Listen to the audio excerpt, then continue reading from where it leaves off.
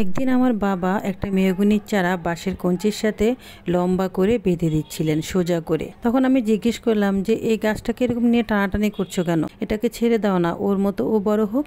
তখন আমার আব্বা বললেন ওকে যদি বেঁকাভাবে বড় হতে দেই তাহলে ও বেঁকা হয়েই বড় হবে, এতে কোনো কাজে আসবে না, কিন্তু ওকে যদি এখন একটু বেঁধে সোজা করে দেই তাহলে লম্বা হয়ে বড় হবে, তাহলে ভবিষ্যতে ওকে কোনো কাজে লাগানো যাবে। তখনই আমি বুঝতে পারলাম যে কোনো জিনিস ছোট থাকতেই আসলে সঠিক শিক্ষাটা দিতে হয়, বড় হলে আর শিক্ষা দেওয়া যায় না। আসসালামু আলাইকুম, কেমন আছেন সবাই? আশা করি ভালো আছেন। আলহামদুলিল্লাহ আমিও ভালো আছি। এই যে দেখেন পেঁপে নিয়ে এসেছে, আর পেঁপের ভিতরে আরেকটা পেঁপে। আমি তো প্রথমে বিশ্বাসই করিনি, পরে দেখলাম না আসলে সত্যি তো পেঁপের ভিতরে আরেকটা পেঁপে। তাও আমি এই জিনিসটা দেখে অবাক হয়ে গিয়েছি।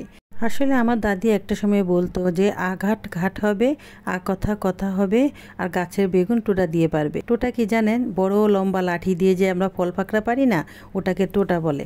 তো যাই হোক, কথাগুলো আসলেও সত্যি। যেখানে দিয়ে পুকুরে কোনো ঘাটলা দেওয়ার কোনো নিয়মই ছিল না, সেখানে দেখবেন এখন ঘাটলা তৈরি হচ্ছে। আর যেই কথাগুলোর কোনো মূল্যই ছিল না কোনো একটা সময়, আর সেই কথাগুলোই এখন সবাই মূল্যায়ন করছে।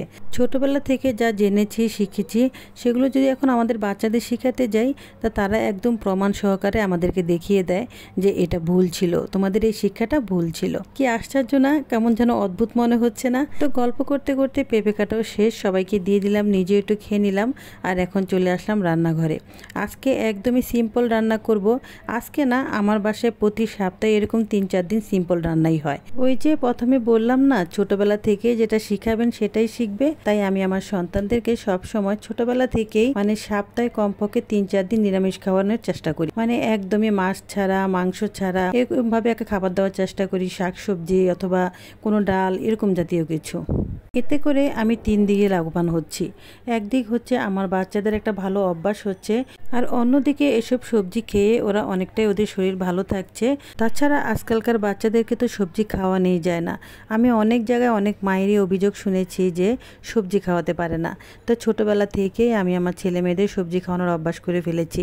এখন যে কোনো সবজি ওরা সুন্দরভাবে খেয়ে নেয়। তাই সপ্তাহে 3 দিন আমি এরকম ডাল, সবজি, শাক এগুলোই রাখি। এখন আসি 3 নাম্বার লাভবান কথায়।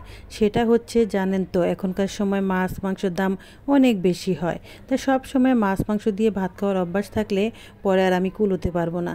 যেহেতু ইনকাম একজনের, তাহলে হিসেব করেই চলতে হয়। তো সেই হিসেব করতে গেলে আমি যদি সপ্তাহে 3 দিন সবজি খাই, তাহলে বাকি দিনগুলো যদি আমি মাছ মাংস খাই তাহলে আমার কোনো সমস্যাই হবে না, সংসারে কোনো টানাটানি পড়বে না।